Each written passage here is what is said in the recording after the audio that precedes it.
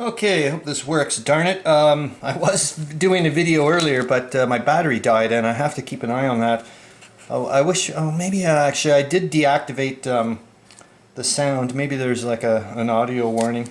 But anyways, this video is about a couple of rules that I don't think I ever even read.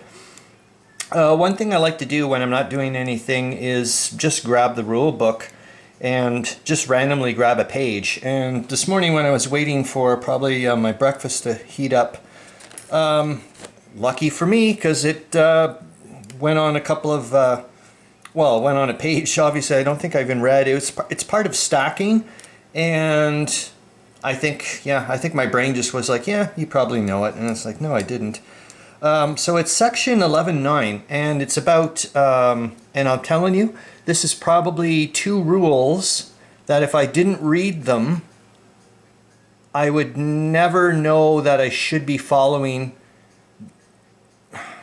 because it's just so specific, I guess, and I wouldn't know, is what I'm saying. And by not knowing, I don't think it would have ever affected, you'll see what I'm, or maybe it would have, actually. I'd have to like play it out to see if the combats, like how it would screw with things, because maybe it would give the defender a way more unfair advantage. I don't know.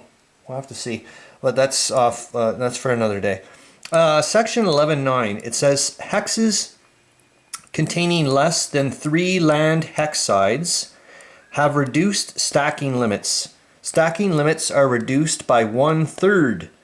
And there it goes again. My brain, right off the bat, was thinking the same thing with the retreat. I don't know what the hell's wrong with me.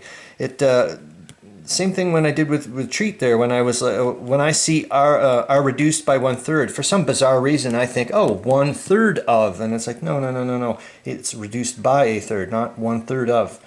Anyways, oh, and I did find a proofreading or an error again, another error in the rules, but it's just a typo thingamajig. It says are reduced by 1/3 for each. So it does for each twice. No non-land hexside less than 3 contained in the hex. Boy, even without the for each, that's one clunky sentence, at least for my brain. For example, thank God he gives an example, because after that I would have been like, what? For example, if a hex has only 2 land hexsides, such as hex 1212 and map 53, but we're not using map 5.3. However, there's probably a lot of them on map 4. Well, jeepers jumping, look at these. There's only 2, right? Yeah, 2. That's it. Oh, is there an example with one? Yes. Goody. It says anyways, such as hex 1212 on map 5.3, its stacking limit is reduced by 1/3. So down to 4 divisions and 2 artillery units.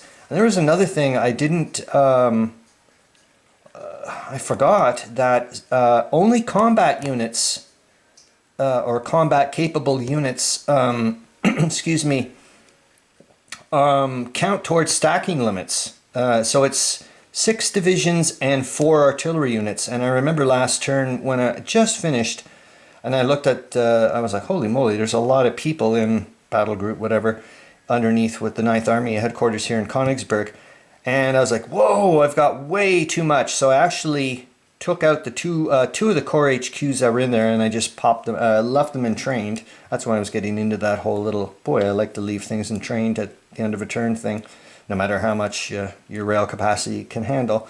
I didn't need to do that, which I thought I had, but nope. So I'll have to remember that one again, jeepers. And the other section is which relates to perhaps, I don't know, the balancing of, you've reduced the attacking or counterattack, or the ability of somebody to hang out in that hex. It says hexes in section 11.10 here. Hexes with reduced stacking limits, as outlined in Rule 11.9, may be attacked by a maximum of twice as many units as could be stacked in the hex. Example, a hex with 2 land hexsides could contain at most 4 divisions and 2 artillery units, but this hex could be attacked by a maximum of 8 divisions and 4 artillery units. Holy shit. So that's something to remember. Like, hey, here I was thinking, okay, well, but yes, I've always been like, yeah, I love the coast. And obviously, you know why. But yeah, so you have to remember that. I don't know. Yeah, it's not going to come into play right now, but I mean, it could come into play at some point. And like I said, because it seems to be kind of like a super specific rule. Boy, I'd like to play that out though. I'd like to see what, like I said, the before the way I would have done it and the way Dave Schroeder wants you to do it.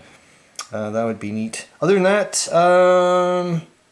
yeah, I guess in about a week from now, I guess I'm going to be, well, in my universe, the way I'm looking at skill levels, I guess, for this game or whatever, it's like novice, beginner, intermediate, advanced, and expert. Oh my god, that'd be amazing. Someday, well, I shouldn't say that, but I know there's someone out there. Anyways, I would consider myself a beginner, no longer a novice. I would say like that would be for, you know, playing the introductory module and whatnot. And I certainly wouldn't consider myself intermediate because I haven't played anybody yet, for crying out loud. But, like I said, I'm going to be playing in Ken in a little while. So I think after a few months of that, I could perhaps consider myself intermediate. That'd be neat. I don't know if that's what's the point kind of thing, but I think it's for me like to kind of go, okay, like what kind of progress are you making or whatever. Or as well as like if I ever went to somewhere, I'd be like, no, I can't. I could not give you...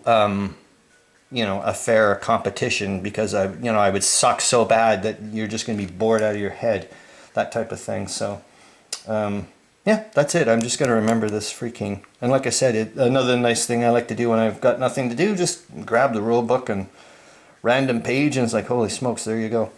Okay,